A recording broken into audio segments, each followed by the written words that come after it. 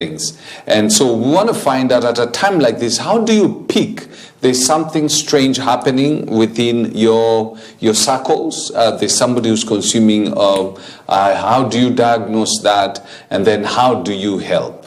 To help us get a grip with this, I have in the studio a gentleman called Geoffrey Nzili. Geoffrey Nzili wears so many hats. He's number one, a counseling psychologist. Secondly, he's also a community nurse. And then at the same time, he's an expert when it comes to nutrition. And you know, all these things come together to form a very well-versed person. Karibu sana Nzili. Yeah, thank you very much.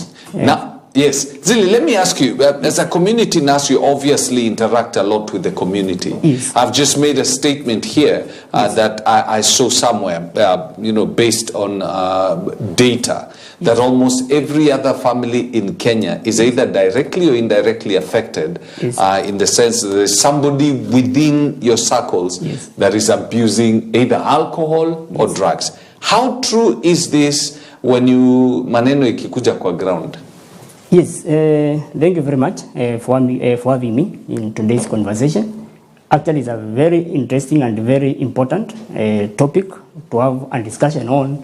Putting into consideration, at the moment, we have vacations and the holiday coming through at the moment. So it's exactly what is reflecting in the ground there. Majority of the families are either affected or infected in one way when it comes to diseases, but use of drug is one of those aspects in terms of diseases that, like, alcohol is considered as a disease. Alcoholism is a disease. Yes, it's considered as a disease. Of all the addictions we are talking about, which is worse? The leading is alcohol. The leading in alcohol will always be, when it comes to substance abuse, alcohol will be the leading. Always is the alcohol that is leading. In the country today? In the country today. Yes. Because even if, when you look at other conversations that I've been having out there with other people, majority of the people, the leaders we're having, they are talking of illicit brews, the traditional brews, also the manufactured one, alcohols, all being available in the society. One of the substances that is available, highly available, alcohol. Yes. And let me ask you a question. Maybe because of your interaction with so many people, you might be able to help me on this. Yes. One of the counties that is considered to be, actually the county considered number one in alcohol abuse is Kakamega. Yes. But the worst affected is the counties in Central. Yes. I wonder, Kakamega, they drink a lot. Yes. They do their changas, they do all this. Yes. But somehow, I don't know, maybe you can help us understand, how come the drinks they take do not have the kind of effect of the drinks that are being taken in Central? To start with, how they formulate their traditional brew there. Yes, for example, in Western. Yes, in Western, it's totally different from what is formulated or what is made in the other regions like the Central one. Looking at also in the factor of the business part of it. That, for example, if you are brewing the traditional brew, there are those factors that will push the person who normally makes this changa or this traditional brew to make it. Like, for example, it might be into business that I want so many customers, or for example, they have so many customers coming to consume their concoctions, and then they look for ways on how do I make this one ready very fast, Oh, the brew. To prepare the so preparation. That it doesn't have to take as long as it normally does. It does. The shortcuts. The shortcuts are the ones that are causing or that are making those brews that are consumed in areas like Central to be very, very detrimental or very unhealthy for human consumption. So one of the factors that I look at in that is the formulation of this concoction. how has it been made? Which procedures or processes that have been laid down to come up with this brew, for example? Traditionally, look at a long time ago, brew has been there, and the ancestors or those who lived Napo Nyuma, they have been taking all this. But as the technology has been coming through and other factors coming through, people becoming a little bit of wanting shortcuts, they want to capture the biggest, to meet the needs, the demands. Yeah. So they look for shortcuts that will make this brew ready within, for example, 2 days. While probably it's supposed to take even 4 hours or even a week, a week to be ready. That can be consumed and then maybe to have a very few or little or even less effect on human health. Remember, anything that one puts in their mouth, at the end of the day, it contributes in one way or the other in some damages of the cells and or affects their healthy status in one way. Yes. So when we are now considering people taking things that are not that have not been made following the stipulated procedures that have been laid down, then that one becomes a substance that is able to cause major harm. So most of the brews that are being consumed in central Kenya, yes. Because that's where there is an endemic or an epidemic, in the sense that people are becoming so addicted and they become zombies. Yes. Whereby you go to a center, and majority of the young people are just there drunk, dead drunk. People just sleeping. And in fact, the population of Central has taken a major dent because of alcohol and substance, and mostly so alcohol abuse. Yes. Now, for the aspect, remember we have said that formulation aspect. Then, if it doesn't meet the standards of human consumption, then it will have major effect. One of them is if you take a substance that is able to destroy or to affect in one way or the other. That's why you find they are staggering, wengine wamelala kwa mitaro, in such a stuff. And then these substances are very harmful. Because when you look at the whole thing, how they are taking the brews and the changas, maybe this individual has not even eaten anything. Yes. True. For the 24 hours or even the 3 hours or for a long duration of time. And whatever they are also taking, if they will claim that they have taken it, maybe it's a food of low quality that cannot even withstand the negative effect or the strongness that is in this concoction. So unapata inawaweza virahisi. And in most cases, or the substances that they will mix to make this brew very fast, as per what they will say, unapata there are chemicals that are able to affect the brain, the functioning aspect of brain, such that this individual can chemicals. Yes. Most of them, they will be chemicals.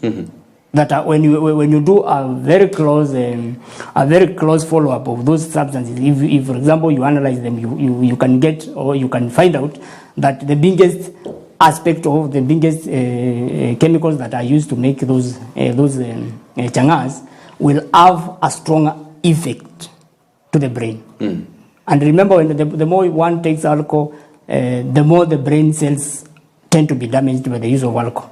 So if the brain cells. Yeah, the brain cells. So the more you're consuming this substance, the more your brain cells are being destroyed are being slowly being destroyed, because most of those substances will be able to cross the brain barrier.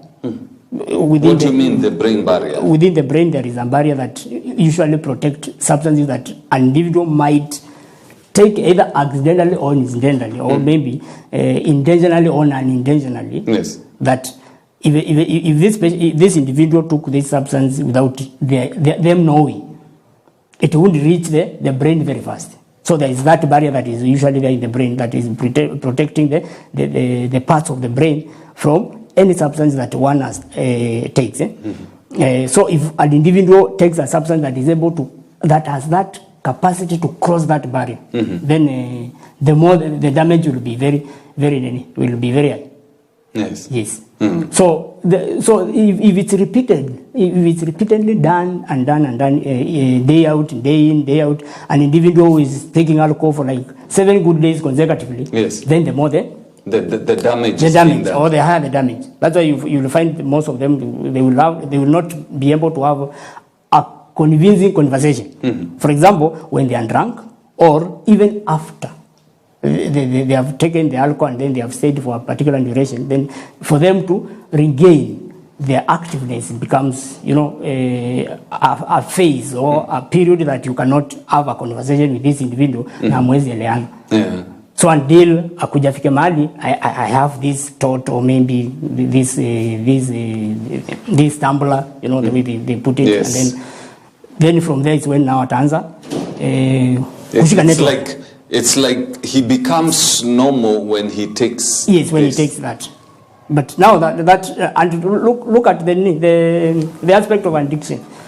Currently, it's becoming very it's occurring at a very fast rate. Like an individual starts taking this substance now, and then all of a sudden, within a very short duration exposure to that substance, then ameshakuwa addict. You're saying that the substance people are taking, yes, are becoming so potent, yes, that the period which one is developing the addiction has become shorter. You consume it for a few, and then you become an addict very fast. As compared to initially, when you look at an individual, for example, when you look at other substances that are also in those categories of the ones that are highly abused, when you do that comparison, you are seeing there is a significant shift of the curve. And this could probably mean that there are more substances that are being put into these drinks to addict people more. To addict people more. Yes. Like also when you look at their concentration, when you look at their concentration, for example, you find it's very high. Because look at the other manufactured alcohols, they have the percentage in terms of alcohol content that they need to be containing in that liquid. Yes. So when you raise that one past that standard that has been set, then you have manipulated that product. And it becomes more harmful. Yes, more harmful. And remember, if this individual was exposed, like, for example, alikuwa exposed to the previous one. Yes. That used to, to make them high at after 3 hours of taking this. Yes. And then they have taken another substance that is bringing that effect within a shorter duration than that. Then there's a significant change in how the body will respond to that. Like, for example, if I use an example of a coffee, for example, yes. if someone is using coffee, yes, or they have been used to taking coffee so much yes. that if you feel like a slight headache, then you take a cup of coffee, then your headache disappears. Yes. Remember, maybe you used 2 cups, 2 spoons of coffee, or of the coffee. Then tomorrow you decide, I want to add another 2 spoons of coffee. Yes. To this cup of mine, and then I start, and then I take.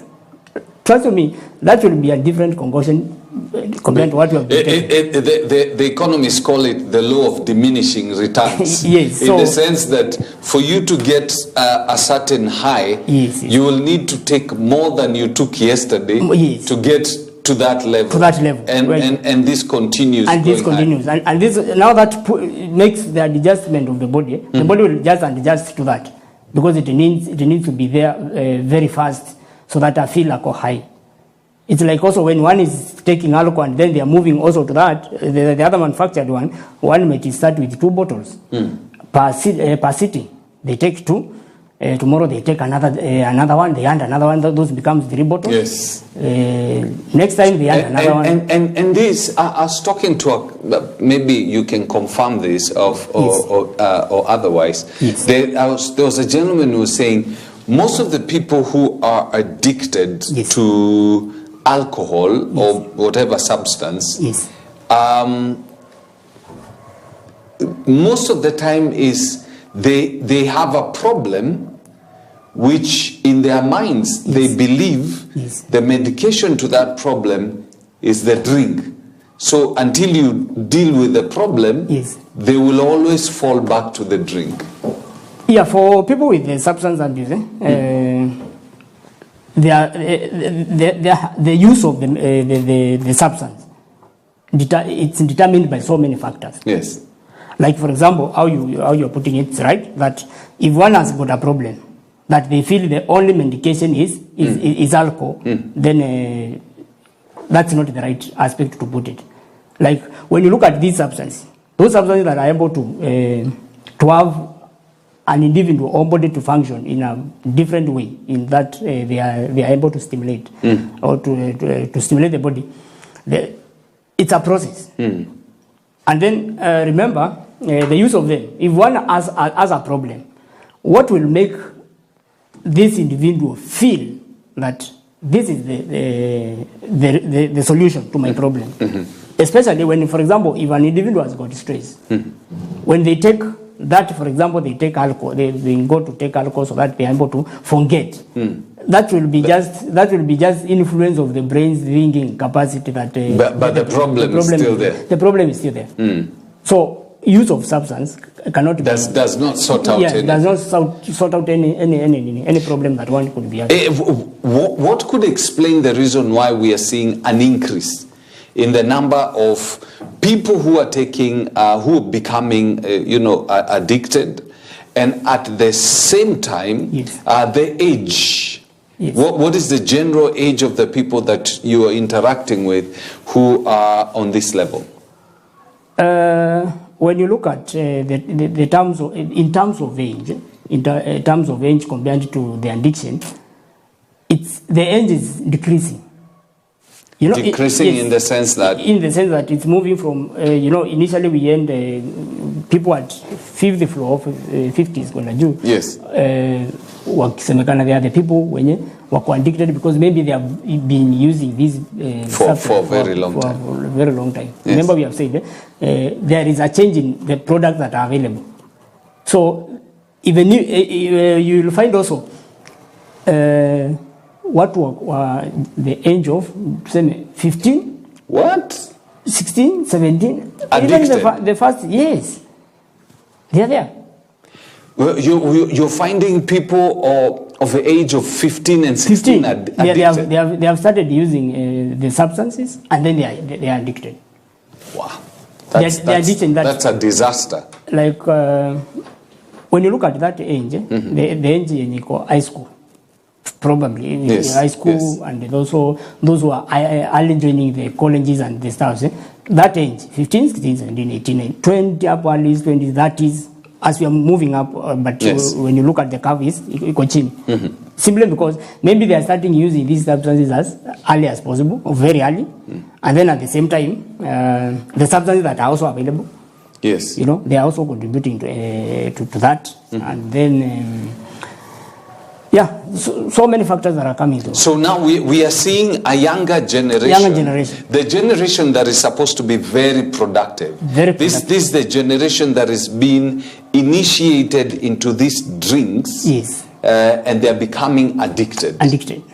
That, for example, it's when you walk around, when I normally walk around and do a little bit of data collection here and there, and then most of the times you go, for example, I do the observation in terms of the clubbings. Clubs are full of young generation. True. That is very energetic. And it is all over in the social media. That you will find some picking the clips and then putting them in the social media. How they have been, dancing overnight in clubs, very early in the morning when you're at 4, at 5, 6, you find very young generations coming out of the clubs at that time. So it means that the level of addict has dropped from being old age to the young generation. They are in that category as well. Is there a possibility that from the parents' perspective, we've become so liberal with our children? I remember for us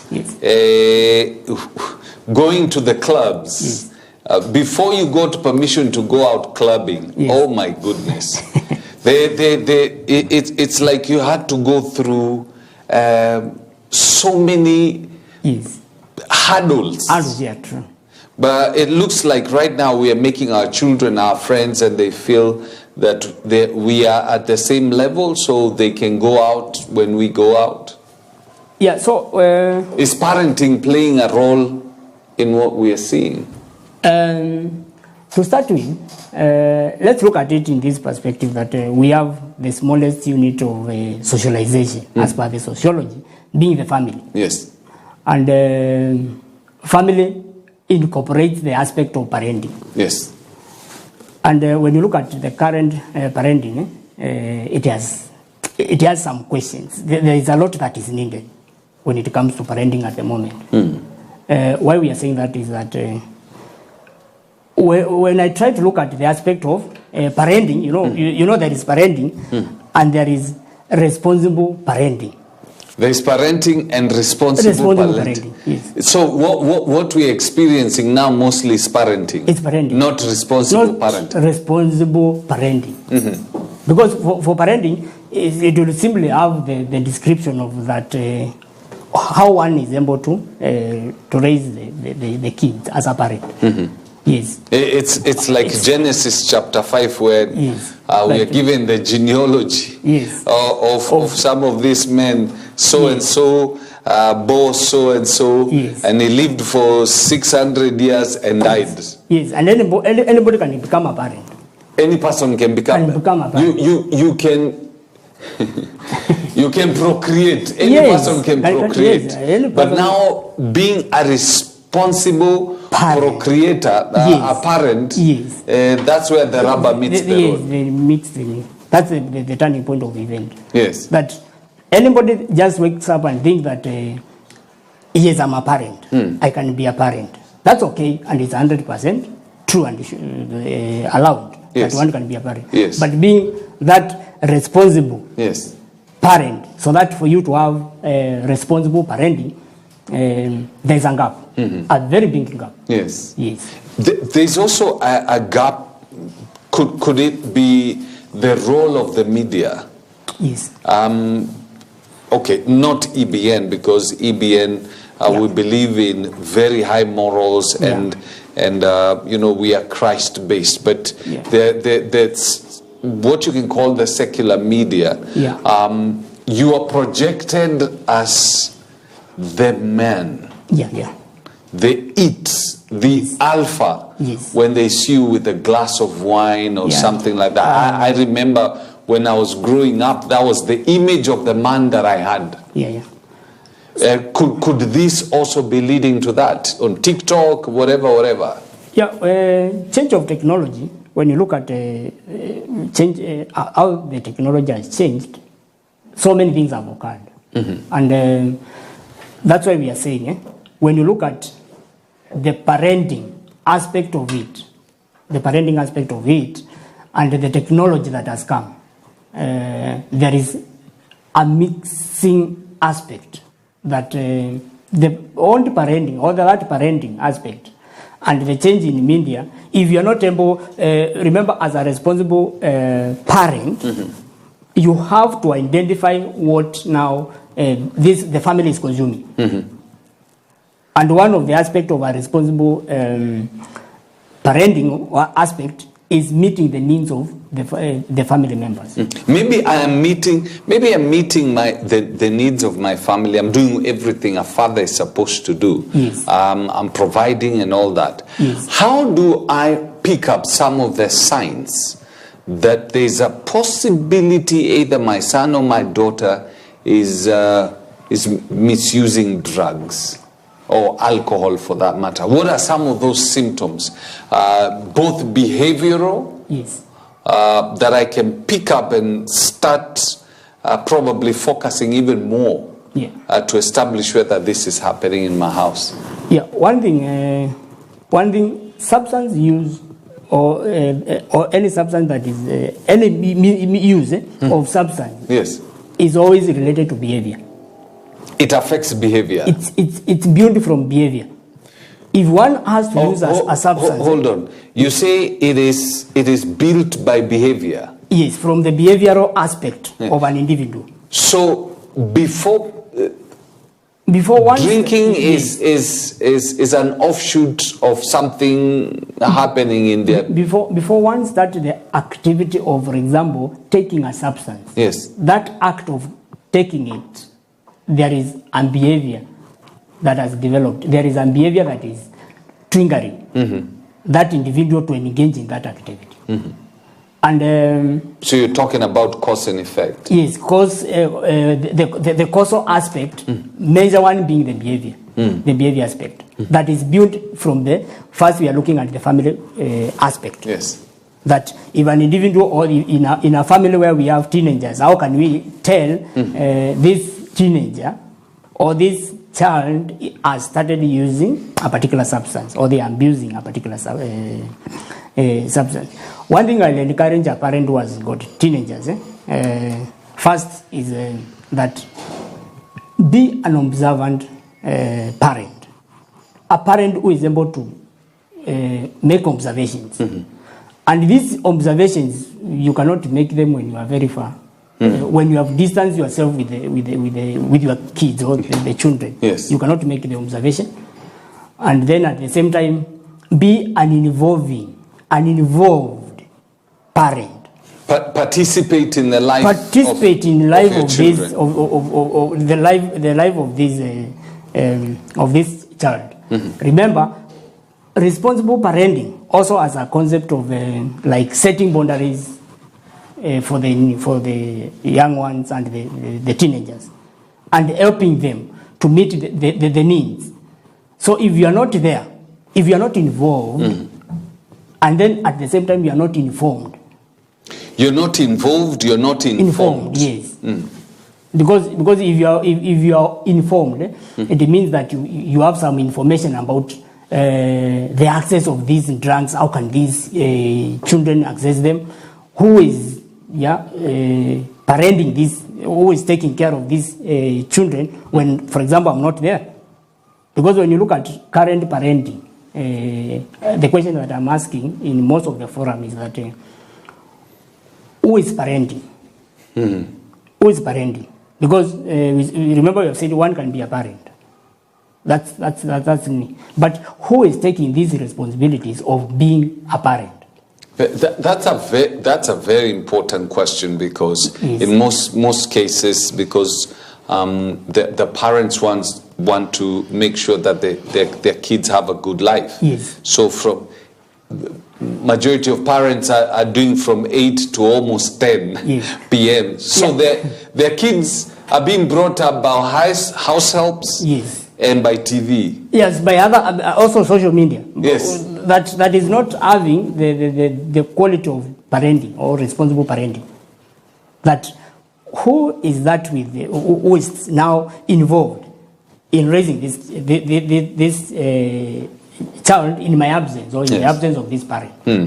That as long as, one thing people are not getting, it's not all about they are fed, they have slept well, medical wise they are not sick, they are having all that. No. If you are telling me that, for example, an individual is providing for the family, yes, they have brought maybe they have brought the ungali, what they normally say, ungali kwa table, but you are not there when they are taking that. How will you tell that who has taken what, who has not been satisfied, who has been satisfied, and you are not there? How will you tell? You cannot. You cannot. You cannot. So the same case when you are raising these children, and when we are trying to have them, that we are saying you must be informed, and at the same time you must be involved in their lives. And one thing for sure you'll agree with me is that you don't need 100 hours for you to be with your family, so that you are informed and you are involved. That minute, that single minute that you get with your family, how do you spend it? Do you even understand how these children are doing? And then at the same time, parents, they also need to be friends with their children. With their children? Yes. But how do you make them your friends, but at the same time, because I see a situation where parents have made their children their friends. Yes. And they're so friends to a point where the children Yes. have forgotten, these are my parents. These are authorities in my life. They say this, I need to do this. Yeah. For the aspect of parenting, parent-to-child relationship or the friendship that should be there, if you are a responsible parent, you'll have the boundaries when you're developing the friendship, because you are the one who is involved in building this link between you and the children. Yes. If you are responsible enough, they will know when, for instance, the parent wants this. This, you are setting you are being the role model. They know when this is a line we can't cross. Yes, with this is mums. the line for our parents, and this is what our parents want for us. Now, in terms of behavioral, Yes. because, quite a number of people, parents now have their children back home. Yes. What are some of those things that I should look out for? If he acts like this, probably he is. If he does this, probably he is. Okay, number one, we have, let's look at, we can classify them in different aspects. We have the psychological aspect of this kid, and you also have physical. Let's start with probably start with the physical, because they are easier probably to note. Yes. Yes. For the physical, what for example, a parent might finger out when this kid is using substances. One, I'll go for temperament. Temperament. Yes. For like the posture of this, the posture, like things to deal with the dress code. The dress code changes. Yes, it changes rapidly. That, for example, this child is at home, but physically they are not involved in, like, for example, maybe they may want to stay with one particular cloth for like 2 to 3 days or. So he's not changing his clothes. Yes, he has general hygiene. General hygiene is lacking. It's lacking. Like, yes. you have to remind them that there's a bathroom, there's water, there's you a have not combed your hair today. Yes. You have not gone for shaving, for example. You have not. This cloth of yours has got some stain. A visible stain that maybe it's obvious to check or to identify. But they appear not to care. Yeah, they are less concerned about that, or maybe they are not aware about that. Yeah. So there's general hygiene. General hygiene. The clothes, they're not taking showers. Yes. Also, the physical involvement in what? In activities, our chores. Like, for example, he or she might be told, clean the table. And then, literally, they are not. They just open the fans. They just there. They are just, no activities involvement within the house chores. Yes. Like, for example, those chores that these teenagers or the young generation have to participate or to learn from the house family level, they are not getting involved in that. So work or two, they are just there. They're just at home. Yes. They're dirty, stinking, because they've not showered. Then they've not washed their clothes. Yes. They're not participating in things that they used to participate in. And even if they have to, they have to be forced a little bit. They have to be forced to participate in what they're... Yes. When a parent assigns a particular duty to a child, that he or she is finding it so difficult to do that activity until maybe he or she sees one of the parents at home. Yes. Or maybe the time. Zile mazaza, hey, mom is coming, mom is almost there. So that's the time they do. So when you start seeing this thing, the physical appearance of your child is changing. They care very little for general cleanliness. Yet they used to. Yes, than they used to be. Then there is something that's something that there must be something that is triggering that. Yes. Also, maybe when they go out, maybe they're not coming back at the stipulated time. For example, maybe ametuma vitu kama nini, kama sukari. Go and pick sukari from the canteen. But it's just a walking distance of 5 minutes, but they are spending like 30 minutes or even two you have a reason to be concerned. You have a reason to be concerned. And also, for example, when they come back from an event or they've gone out, how they are appearing, how they are coming, either staggering or maybe having some physical blisters, cuts, change of, like, for example, when they work on knocks, they are bleeding, they have some cuts.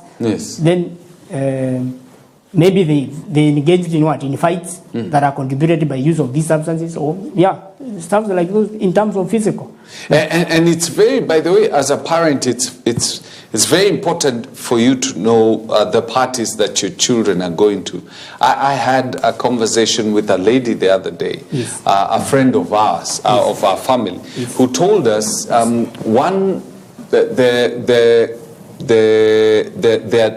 their kids were called for a party. Known people, they were called in for this party. This girl had never taken beer. All she realizes, she remembers, is that somebody gave her some juice. And she drank the juice and could tell it wasn't tasting the normal. So she drank it. And in the morning she was telling the mom, "Oh, mom, I have a serious headache." And she was asked, "What did you do at the party?" "No, me, I just took juices and that kind of stuff." So the parent realized that during the party, somebody had added either an alcoholic drink or something into the drink of their daughter. So the thing is if your children have to go for parties and that kind of stuff, make sure you tell them what happens in those parties, because we have something that is being used a lot these days.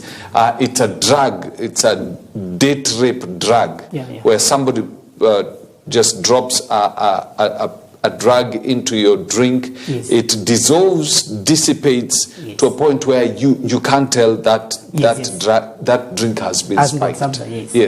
So psychological now. We've dealt with the physical, which is general and clean hygiene. They're not showering, they're not washing their clothes, they're not participating, they're withdrawing basically. They're withdrawing from some of the things that they normally used to do. They're now very secluded to themselves. And what else? For basically for any activity that can be actively be performed by these teenagers, and then a parent finding it that they are struggling to make this child perform that duty, then there must be suspicious. There must be something that is beyond that. Okay, now let's take a look at the psychological. For the psychological, there are so many varieties or things that one can identify. One of them is not, for example, let's start with oversleeping. Like, for example, they have been actively waking up as early as possible, and maybe we are rolling out the presence of sickness. Maybe they are sick or something. In a daily situation, they are finding it. They are extending. They are they're sleeping a lot. A lot. Yes. A lot.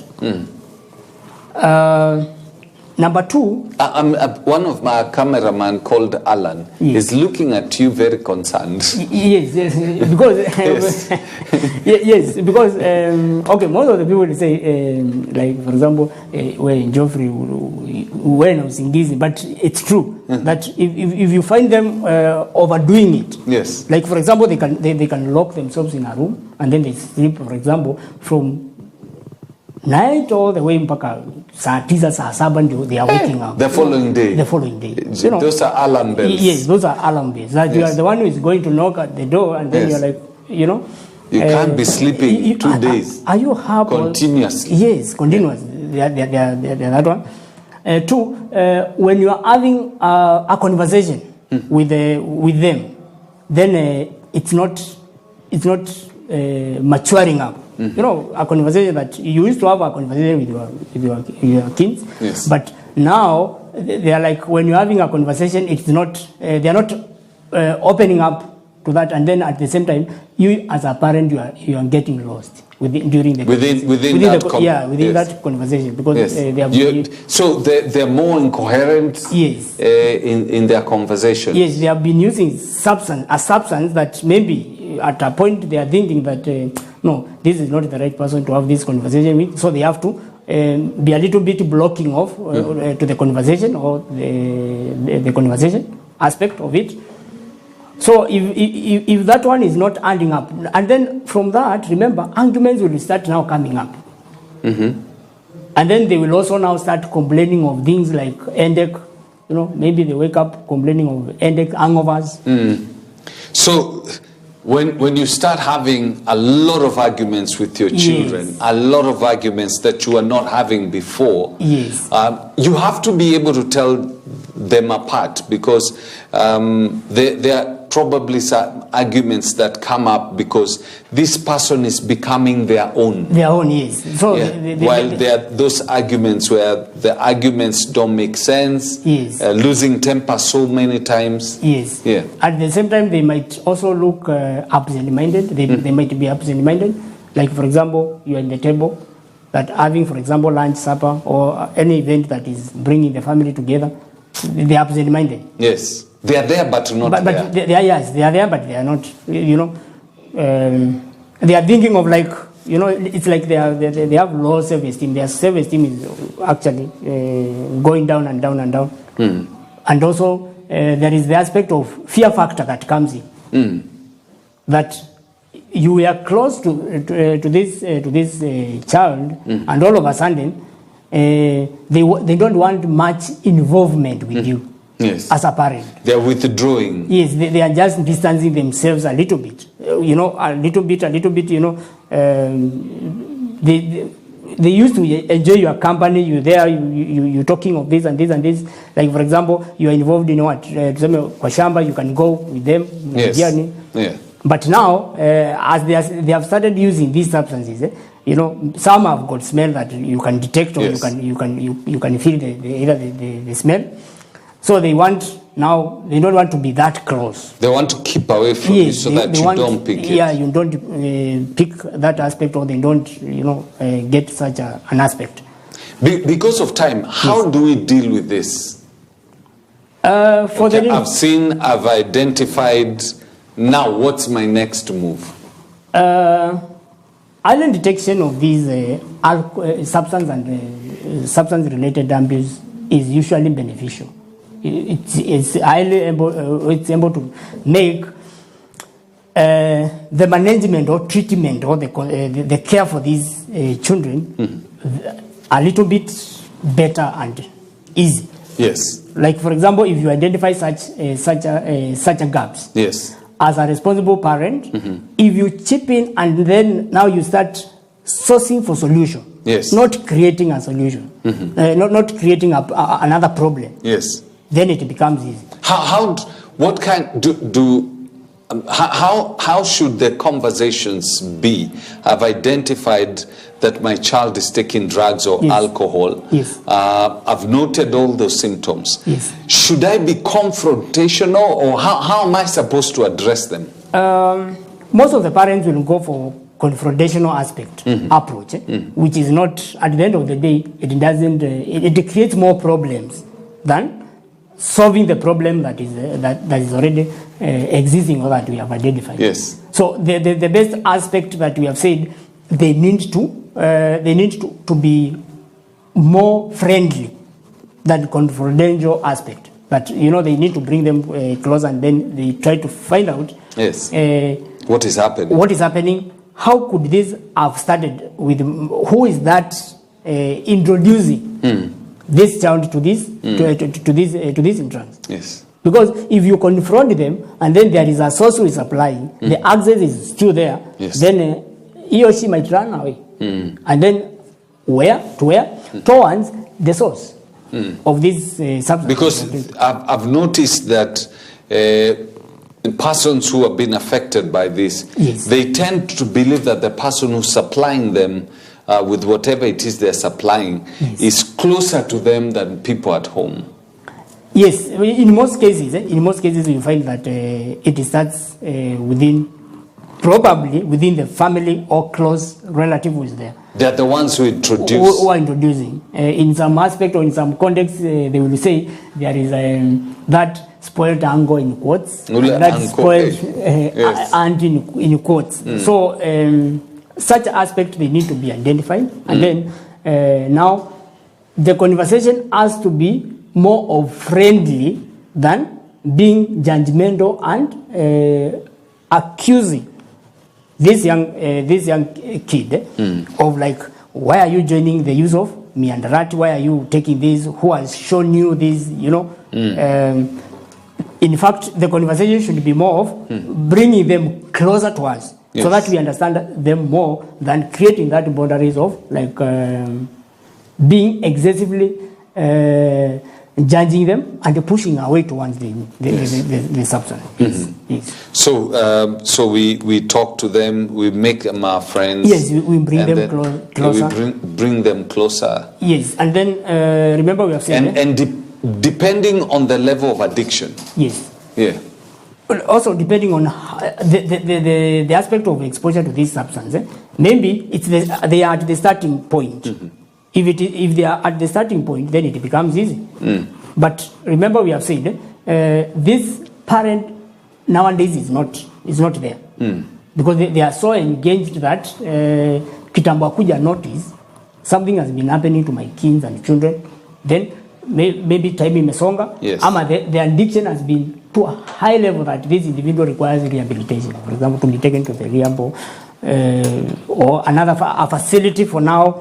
Rehabilitating this kid. Yes. So we rehabilitate them and we'll get them back. Yes, we need now. But at the same time, before you take them for rehabilitation, the person must identify that they need help.